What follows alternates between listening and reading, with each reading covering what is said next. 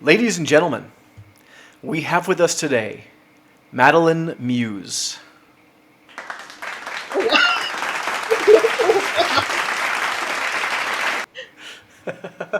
Well, you weren't expecting the live audience in the background? Oh, hello, people.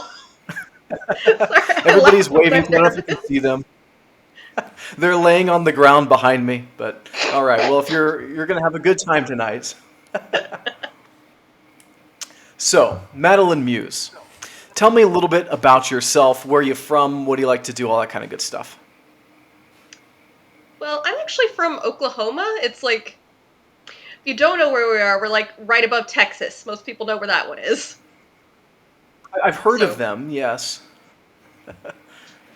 I never know. Maybe that's just because I'm personally really bad at geography. Okay. But yeah, I'm Yeah, I from feel like Oklahoma. Oh, most people have at least driven through the Panhandle, right? Everybody knows the Panhandle, so you got yeah, that and going we for you. are. I've seen some roads along us that are in Route 66. So you've probably just kind of blinked and passed through here. Okay, cool. So from Oklahoma, what do you do in your free time when you're not writing? Ah, I'm not gonna lie, I'm a total nerd. I do like video gaming and stuff, and I've managed to find. I went to OU college, and I found some other nerds there, and sometimes we play Dungeons and Dragons and stuff. Okay. Well, you're in good company because I'm also a nerd, so cheers Hey, for there the you nerds. go. Yeah, all the nerds behind us are also happy. So, what video games do you play? We'll just get this on the table right now. I find that I actually tend to like a lot of indie games, personally. Like, I don't know what it is. I just don't do a lot of AAA games, except, okay, not gonna lie, I never got over Nintendo. Pikmin is really cute. But I also like a Okay. lot of stuff like So, what's Hollow your favorite Knight. indie game? Oh, what? Okay. Sorry, yeah. Again, I think there's a little bit of a lag. But what was your favorite indie game of the last couple years? It's hard to pick one in specific. I know that I really liked Hollow Knight for a while. I was really into Celeste, and I've been playing a lot of Darkest Dungeon lately, even though that's not exactly the newest game, and I think it counts as indie. My girlfriend actually introduced me to it over the summer, so Okay. What genre are these games? Hollow Knight's a Metroidvania, and it's like got action adventure vibes, which hey, my book is technically fantasy and action adventure. But yeah, it's mostly Metroidvania. It's fairly difficult. Celeste is a very difficult platformer. And then you're going to see a theme here. Darkest Dungeon is a very difficult roguelike, but with a bit of a Okay. play on it. I think you can tell that I like some people do video games as a relaxing thing. I'm like, I need to chew on something, I guess. Yeah, well, I play a lot of League of Legends. I'm not good before you ask, but I play a lot of League of Legends, so that's not exactly like relaxing. You're just pounding on your keyboard and screaming at people for like 45 minutes, so that's fun. Honestly, mood. It's like playing Celeste, it's like, ah, I have fallen down into spikes again for half an hour. I will say that So one's very judging by your so judging by your taste in video games, I would dare say that you are a fan of fantasy. Am I right? you are correct. I do actually really Okay. love the fantasy genre. Cool. So tell me a little bit about some of your favorite fantasy books that you've read. Well, I will say that over the years, like between teenage to college and to now, because I'm now like 26, tastes have changed a lot. Let me grab one that I actually really liked recently. This is one that I really liked recently, Wild and Wicked Things. It's about, okay, so there's this girl named Annie, right? I really hope, I'm sorry, I hope I don't sound as nasally on stream as I do in my head. I'm getting over a cold right now. It's fine. I'll just edit in a super deep voice. You'd be like, "Let me tell you about Annie." Conspiracy theory time. Let me tell you about Annie. Okay, but the plot of this book is there's this girl who goes to an island, who goes to Crow Island after her late father sends her. I'm so good at words. You lagged I'm out sorry. anyway, so I didn't even hear what you said. You can just say it again. Okay, so her late father sends her summons to like come to his estate and work out his affairs. And while she's there, she stays at a cabin next to this like party of witches who are just very like they keep having parties.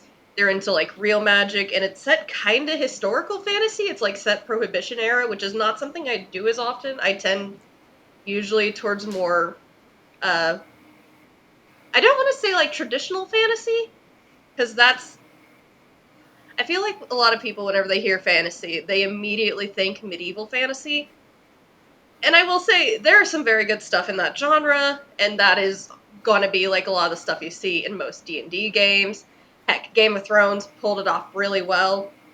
But also there's a lot of stuff you can do outside of just medieval fantasy. Like this one, like I said, it's Prohibition era. It's mostly around some witch your video has disappeared.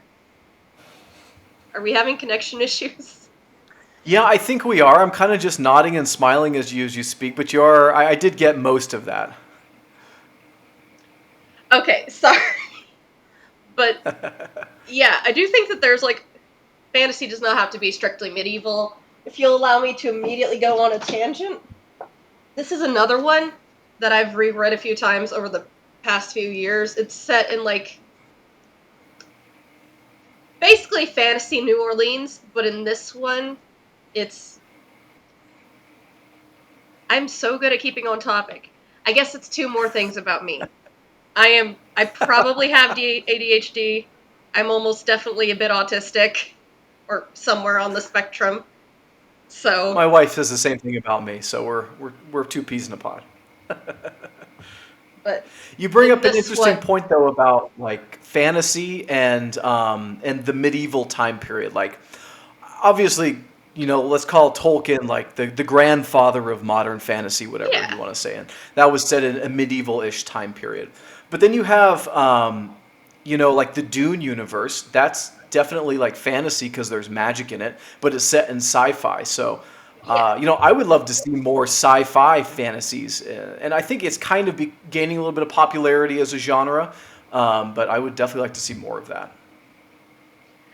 Oh yeah, it's like there's just so much you can do because like fantasy is a weird genre in that technically speaking, in some ways it is a setting, but also it does have its own genre rules. That is something that oh boy. Long story short, I eventually ran into some issues where I had someone who does not do fantasy helping me edit my books, and you could like for the most part, they were absolutely great, especially in the early drafts when I had no idea what I was doing because this is my debut novel. But as it went on, you could kind of see some of the issues that it's like, no, this is in fact something kind of normal for a fantasy novel or something that fantasy readers tend to be more into because a lot of fantasy readers really like the rich world building and to like Hmm. dig into it a little bit more. I will say sometimes it kind of depends. Like you might not get quite as much of that if you prefer urban fantasy, which I sometimes do, but for the most part, I'm not gonna lie, I love world building, so I tend to like make my own settings from whole cloth. Though the idea of like the hidden So world let's is talk. very interesting. So yeah, let's talk about world building in your novel. I feel like world building is something that a lot of people struggle with because they throw everything to the audience at once. They're like, all right, here's like 10 pages about my world, and here's like history of this whole land that you may or may not care about, and here's like 10 different creatures. That isn't always super effective. So tell me how you go about world building in your novel. Do you give them snippets here and there, or do you give them kind of a data dump at the front? Like walk me through that. I kind of try to like scatter it throughout. Like there's a certain amount of there are definitely places where you do kind of have to info dump, whether it's like in this one starts with some really interesting world building where it's like, oh yeah, this family lives in this castle, and they have this oath that nothing must unseal the door, and you get a little bit of background on that, but you only figure that out slightly through. But we're talking about mine here. I just want to show off another cool book that I have. But at least in mine, it's like, it helps that I kind of used a bit of an outsider character. That's one thing you can do that I've seen in various novels, like my middle school love, the Warriors Cats saga. But just this idea of like bringing someone who's not native to the setting into the setting, like that gives you a really good way to like be able to explain things, and that tends to only work in like a portal fantasy, or in some cases, like if you're doing something like, oh, this character's not from this specific area, they're being, brought in for political, that's the word I'm looking for political reasons, that can work. In this case, Asha fell off a waterfall and woke up on a different planet. It makes sense, I promise, but I can't explain why it makes sense without giving away spoilers. For I don't book mind one. spoilers if you want to throw them out, but if you want to save the audience, you can do that. Okay, if you don't want spoilers, maybe just like skip a minute ahead here or so. So, major endgame spoilers, like, I had a lot of fun making my magic system. One of the magics that does not get explained early on and gets kind of like put in later for plot reasons is dark magic, which, along with illusions and some amount of mind reading, also has like darkness as in space. And people who are really good at that aspect can like teleport things. And while admittedly I'm not entirely sure yet how to like introduce this, and it's probably more of a background setting thing, there are also these things called the Great Elementals, who are like the first elemental spirits of each magic type created on this world. And there is technically one for darkness, even though it's not recognized as such. And that's why there's all these like little wormholes in the outer dark, which is what Asha fell through. Okay, got it. So yeah, you kind of mentioned, you alluded to this a minute ago, you said like it's a portal fantasy. And so fantasies, again, I'll just pull out Lord of the Rings. That's not really a portal fantasy because the entire world, the whole story takes place in the entire world. But then if you take, for example, like The Lion, the Witch, and the Wardrobe, they go through this portal of the wardrobe to end up in Narnia. So you said that your character falls off of a waterfall. Is there like a portal, or is this like explain to me how she ends up in this new land? It is kind of a portal moment. It's like there's this waterfall. I do set it up a little bit in the prologue where they're like, yeah, it seems like stuff that like falls down never seems to get in, and they have like a little local legend, because I like having like little moments there where people come up with in-universe lore, which is something you're going to see a lot of bits and pieces of in my work. But basically there is this waterfall. Some of the water might fall somewhere else, but living things and sometimes items kind of get teleported and portaled away because it goes to a dark enough area where this big massive cosmic thing has basically set up a teleportation route where it's like, oh yeah, you go here, you go here. I will say this is the only thing that can like set up like consistent and continual teleportation things. Like everything else has to do it more actively to keep it from being entirely broken. So you said that this was set up. Is this like so wormholes in that case, or in this particular case, they're not like a natural occurrence like they might be in our universe. It's magic that was set up in this particular case. Yeah. It's like these Okay. wormholes are explicitly magic, and like a lot of people don't understand them, but they are just kind of a fact of nature that these exist. Well, not a fact of nature. For most people, it's a fact of life that these exist. And if we want to get into the real deep world building, that's why humans exist on multiple different planets. But that is getting way far into the backstory. This is like the creator's notes at this point. Well, so I love all that world building stuff though. So tell me, I'm assuming that this is going to transcend more than just like you said the common the I'm blanking on the term here, like the knights and shining armor era. Is it going to take on more of like a science fiction in future books, or walk me through that? I've thought a little bit about it. Like the way I've set up, I could theoretically do an extended universe, but for the moment, I'm mostly going to be focusing on the planet that Asha gets portaled into. Personally, just because I've already got the whole arc set up for this specific world. You know, Okay. Talking but about I the have magic considered it. again. Oh, sorry, what? Yeah, so talking about the magic again, do you have like a very mathematical, so to speak, magic system where like if you do this, then this happens, if you do this, then this happens, if you say this incantation, then this thing happens, or is it kind of more nebulous? I feel like it's somewhere in the middle, kind of. It's like it does have rules, but it's not exactly Harry Potter, Lumos, and then you make a life.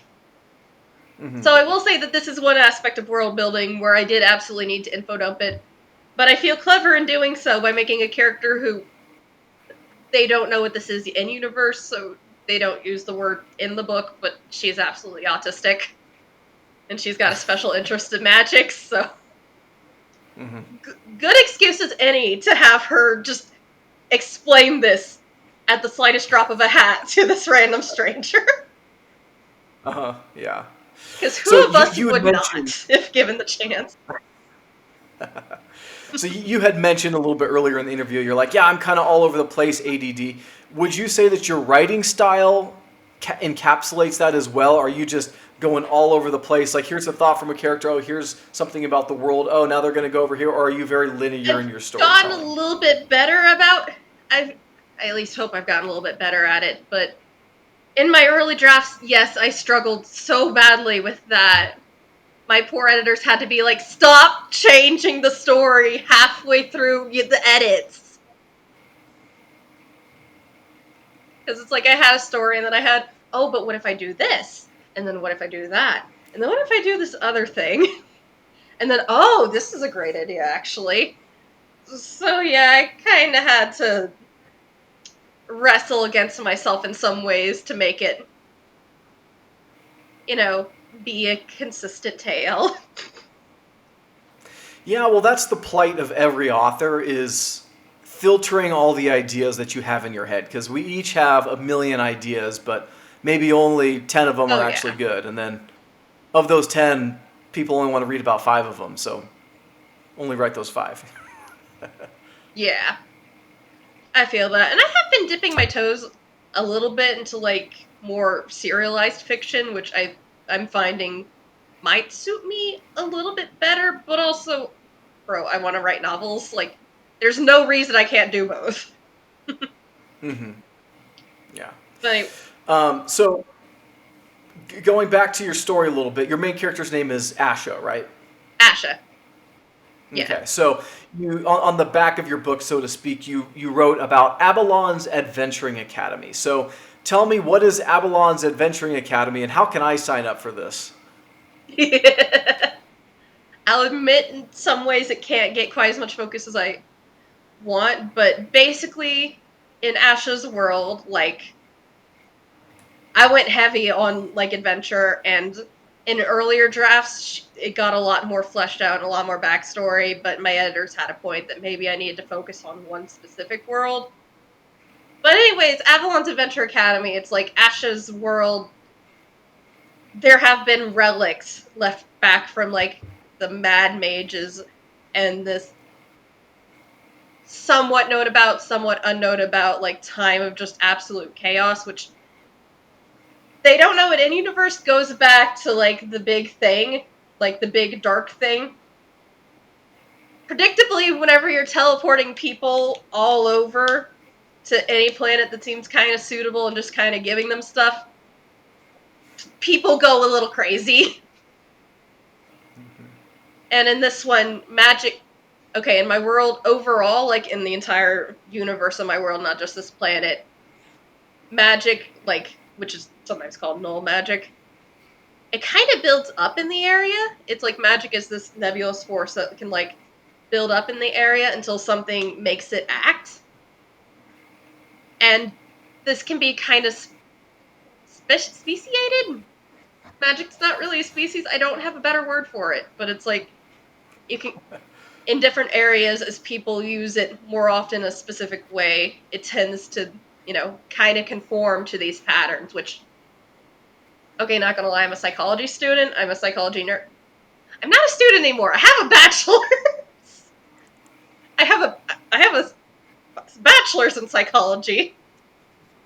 I'm a big nerd about it, and I kind of base some of the magic off of, like, psychology. Like, humans are very much pattern-seeking people. So I kind of made magic work as a sort of soft science, sort of a la psychology. Anyways, in Ashes, like, a lot of magics got put into these relics, and, people were a little insane for a while, made big landmarks. So being an adventurer and going around looking for these things and looking for people who want to use these things and investigating history from this world and even bits of history from worlds before the world got, you know, everywhere. Very descriptive. Sometimes it's easier Well, for you're me to think leaving when I'm leaving typing. a little bit to the yeah, you're leaving a little bit to the imagination of the audience, so that way they want to read your book. If you tell them everything now, then they got it all here. True. But yeah, basically, Alabon's Adventuring Academy is like, they teach people to be adventurers. Like, just think of a RPG. It's like they have guilds. It's like, oh yeah, you're gonna be going D&D style parties, and like they teach. It's like, hey, here's some basic traps. Here's a little bit of like trope savviness. Here's how to be a bit genre savvy. Here's some various environments you might come onto. Here's how to, like, orient yourself well in a town. And even though it doesn't play as much of a role as it did in some of the early stuff, I think it's still, I've kept it in there because I think it still sets up Asha as this character who wants to be, you know, out there. It's like, she's not absolutely hating this. She's not moody. She's like, holy shit, I found a whole ass new world. What's going on in here? Like, I wanted to have a character who's at least, kind of excited and wants to be more proactive and get her nose into things. And also, her being from a different world kind of lets her notice, hey, there's some issues in this world, such as one I can't believe I've somehow not mentioned till now. Yeah, the sun's missing. That's not a secret. It's part of the cover, but yeah, it's like, yeah, the sun has been missing for a while, and everyone here is like, yeah, it's just kind of like that. Ash is like, wait, that's a problem. It should not be. You guys should have one of those. To be fair, Yeah. the local religion in Village of Lights focuses around the Village of Lights, who, they worship this goddess of theirs named Luke's, who, was supposed to be the Great Light. And okay, I like to play with, like, religion and folklore and stuff. Like I've said, people who mind spoilers, skip forward a minute, minute and a half. I don't know if we have timestamps. Someone put an exact timestamp here, I guess. But Luke's is both kind of real and kind of not real. It's like, a lot of the pieces of her legend did happen in this universe. It's like, there was, in fact, something that served as a sun. It did leave behind all the magic lanterns, like little pieces of itself, but it wasn't so much fighting. And okay, fire magic in general is made to try to, like, push back the darkness, but it's not really an active fight the way that people in the Village of Lights tended to portray it. And also, it's dead, which I feel like I kind of hint to even in the religion part. But remember how I said dark magic can do illusions? Yeah, there's something Hmm. lying about being God, which I will say I had trouble, like, working that in very well. I might be able to like back explain somewhat, and I hate having to do that, but it was hard to find a way to like put that in as smoothly as I wish I could have. Interesting. So, is the darkness a metaphor for something? Are you trying to get a message across here, or is this just part of the universe that you've constructed? A little bit of both. I mean, I'm someone who does personally like the light, but also, darkness has this element of like, oh yeah, this is the unknown, and a lot of people can get this feeling of hopelessness. And I will say that dark magic specifically tends to be associated. Psychology nerd here again. Excuse me. Originally, I had the different kinds of magic be associated with like the five or six universally, uh, what's the word? Recognizable. Okay, so have you ever seen Inside Out? Those are also I've five not. of the six universally recognizable emotions. You have anger, joy, disgust, sadness, fear, and technically surprise. Fear and surprise can kind of get lumped together, but you could also argue null magic in its rawest form could be the element of surprise. Surprise! You have magic now. Feel like that would be a surprise to anyone. But yeah, so dark Yeah. magic tends to be associated a lot with fear, but also in some senses with like needing something. It's like because a lot of dark magic users like have a very strong sense of purpose and can like kind of and tend to break down a little bit whenever something happens that starts taking that away from them. So it's like kind of this Hmm. whole, I don't want to say unwholeness, because like that kind of gives this impression that like everyone's supposed to just be their own like isolated little thing who we're all supposed to be like completely fine and self-sufficient by ourselves, which is just incredibly wrong psychologically speaking. Like we all thrive on having a sense of, something that we like to do.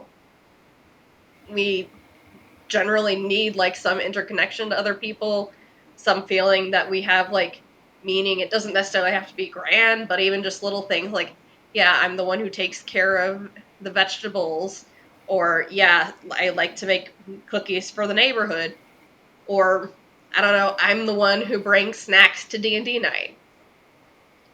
That kind of stuff. Like humans kind of need this. It's just that need is, like most things, can be taken up to a level that is unhealthy, and we really shouldn't define ourselves by being one thing or by being with one person, and that's the point where it can get disordered and unhealthy, and that tends to be the level that a lot of like dark magic users and, well, people with dark magic and dark magic elementals and stuff tend to be associated with.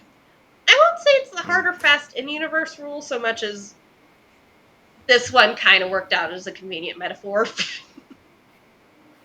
So, for like just, an obsession almost, kind of like the dark side in Star Wars, you have this like burning desire for power. Like it's just, it takes you too far, and then you have to tap into this dark energy, is kind of what you're saying?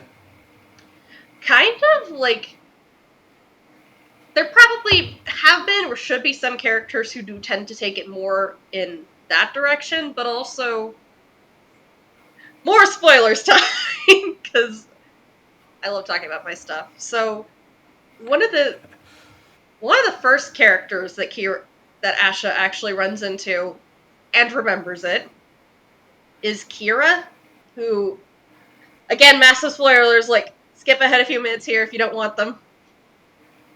Kira has dark magic, and her thing is that she personally wants to keep her village safe. Unfortunately, this is easier said than done in some ways and has led her to doing some things that are not ideal. Okay, so the villain is a dark, and I haven't explained elementals yet. So you can bind magic to an item or like a core of sorts, and then with magic, you can like bind one or two magic types to it and create effectively a kind of sentient being.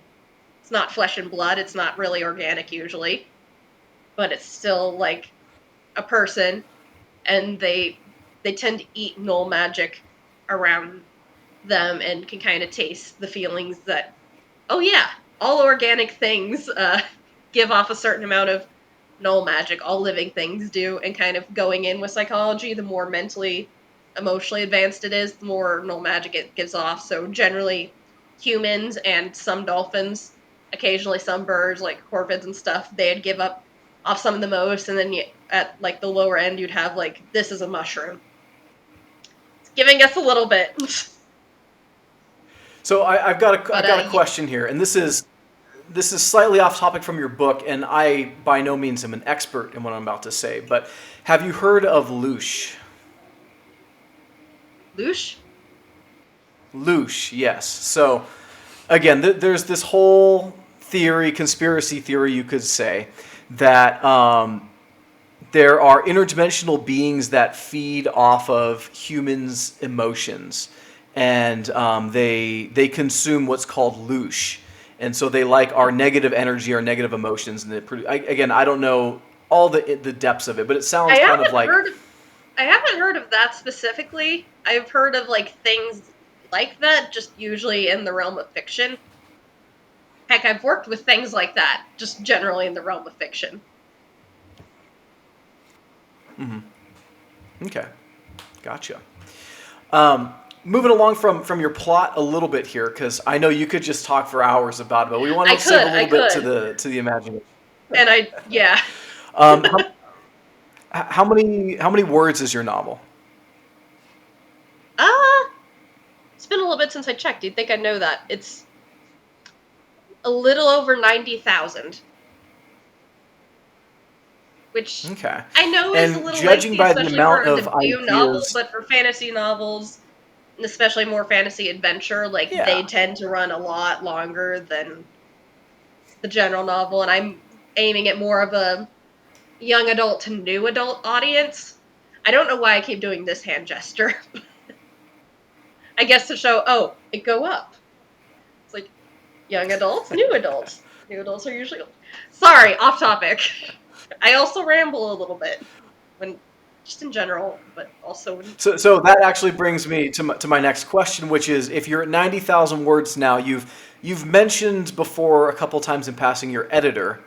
How many times did you butt heads with your editor because they're like, you need to pull out these 5,000 words and these 10,000 words, and your book probably used to be 200,000 words, but they slimmed it down to 90 for you?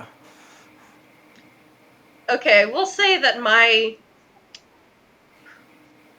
I took a bit of an unconventional path with editing. So I had a friend who was working with someone who at least supposedly professionally edits. I only talked to her once, and that was partly because she was more the harsh side. And, baby's first novelist. I needed that bit of a buffer.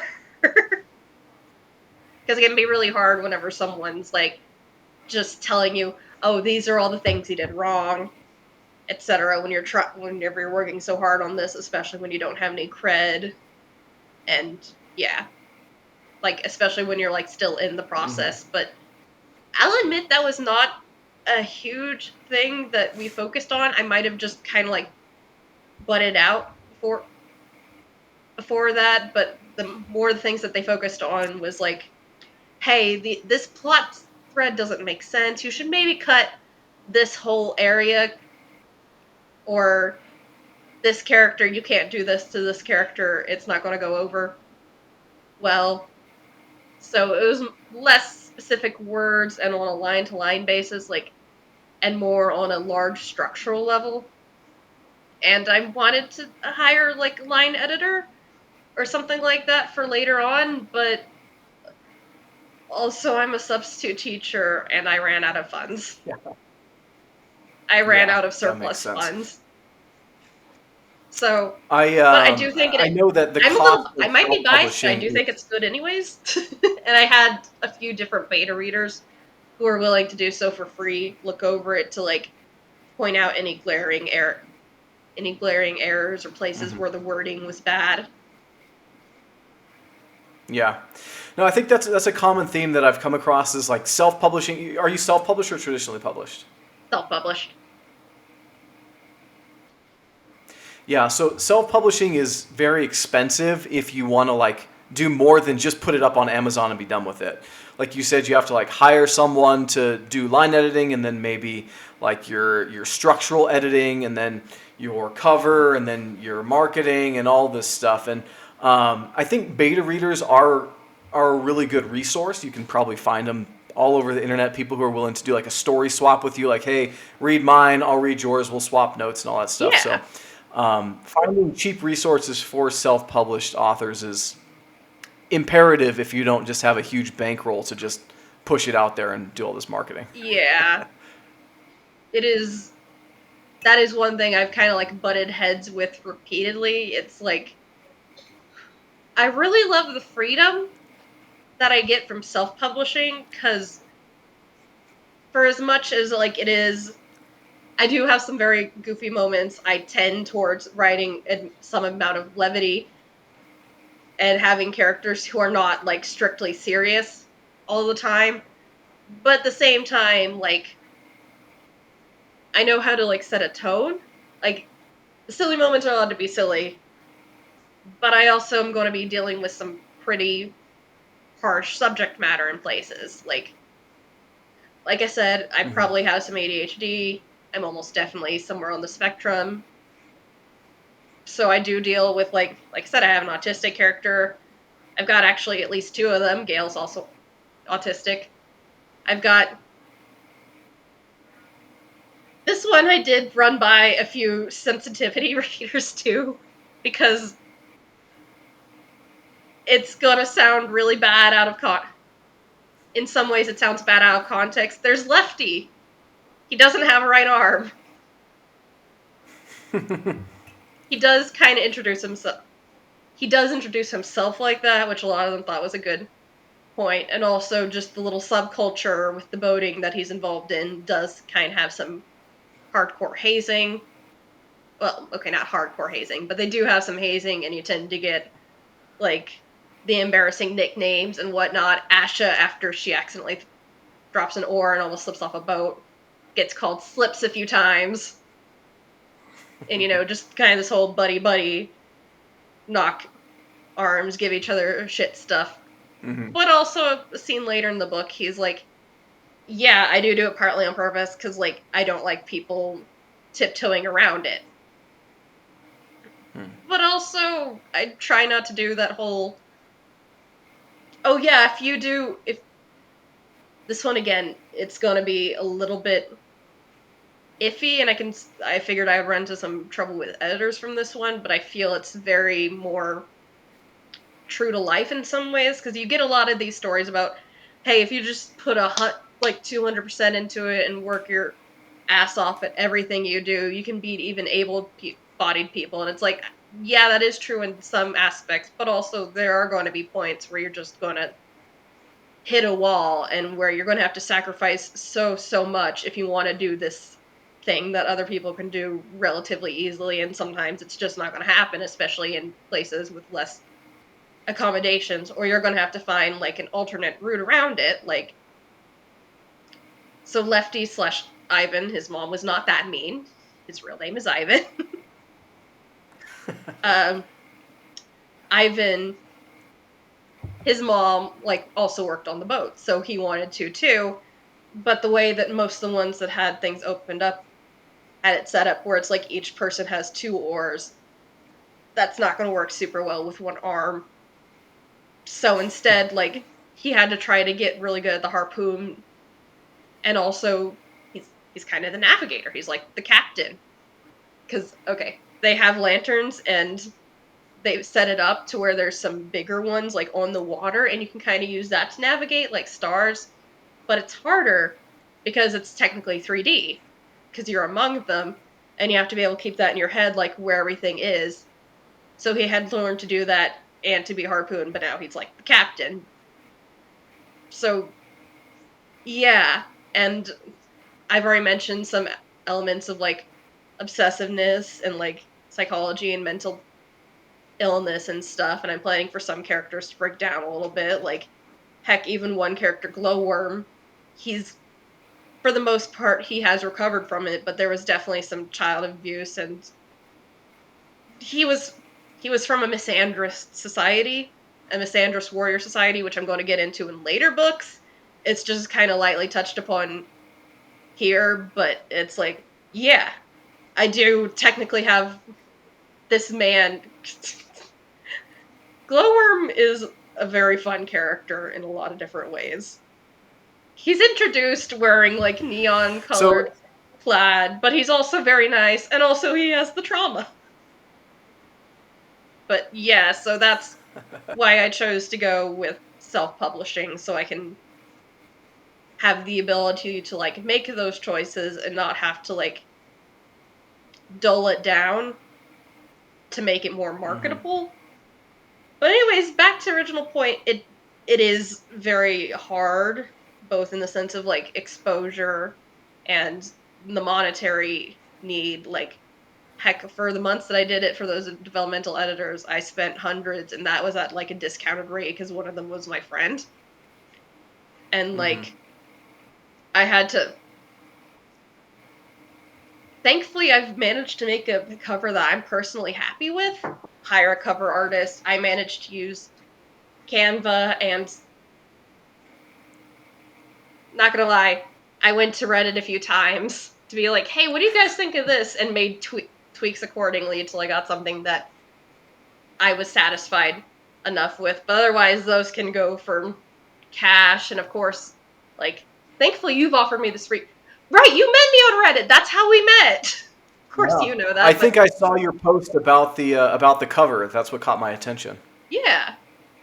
And also, I'm on here, so thankfully this is free exposure. But also, I recently bought a little ad in a YouTube channel, and that was like $50. I think it got a few more Mhm. eyes, but has not yet paid Yeah, back. it But all that's adds been up. like less than a week, so I'm not gonna like rush it. But so Mhm. yeah, it's definitely, if you want to put something good out there, self-publish. It's a lot more money intensive. Yeah. All right. Well, we are coming up on 45 minutes now. So before I Oh let you go, shoot, is there yeah, I anything can else really that you would ramble. like I'm to say? sorry.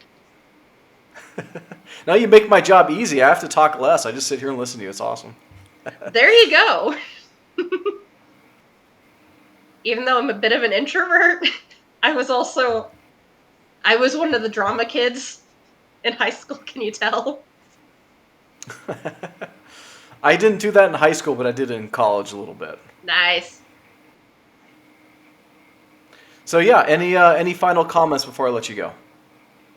I mean, thanks for having me. Like, seriously, it feels great to be able to like talk about this. This is something I've been working on for literal years, and this is a book that has like followed me through my journey, and part of the reason I have so many reworks on it is because it has grown up with me. I started this early college whenever I was having a lot of, mental health problems, or rather the ones I already had were exacerbated. I didn't know I had these disorders, so I didn't know how to get help for them, and I was kind of in a bad place. But as I grew up and, eventually got on medication for like some of my depression and anxiety, and started realizing these things about myself, it also kind of grew along with me. I've been working on it for 5 or 6 years now, and it's great to finally have it out into the world. And thanks for having me. It's like, I Hmm. I really want to share this, and I have like poured my heart and pieces of myself into it for years, and that's a very scary thing to put out to the world, both in the sense that I know there are going to be people who don't like it, and also in the sense that, it's really hard to get out there because for all my talent at writing and talking on length about it, I'm not very good at marketing, and that's not something I have a lot of excess money for, but Well, and really, it that's means one a of the lot reasons to I me. like doing this podcast. Is like I like talking with people and hearing their passion for their ideas. And then also, like, you've put so much work into this, it's not fair that you don't get to share it with people. So you're welcome. I'm glad I could do Thank you. this for you. I'm really glad that there are people out there like you who do that, because, like, yeah, I'm sure I'm not the only one. And I'm glad that there's someone out Yeah. there willing to, like, help us get our voices out there, because, I mean, it's a big market, it's a big world, it's very easy to get drowned out. And I'm not blaming Yeah. anyone for that, that's just kind of how it is. And I knew All that right. going in. Well, yeah. Thank you Well, so from much for all of having me. us, yeah, of course. Absolutely. Have a great evening. Bye. Thank you. You too.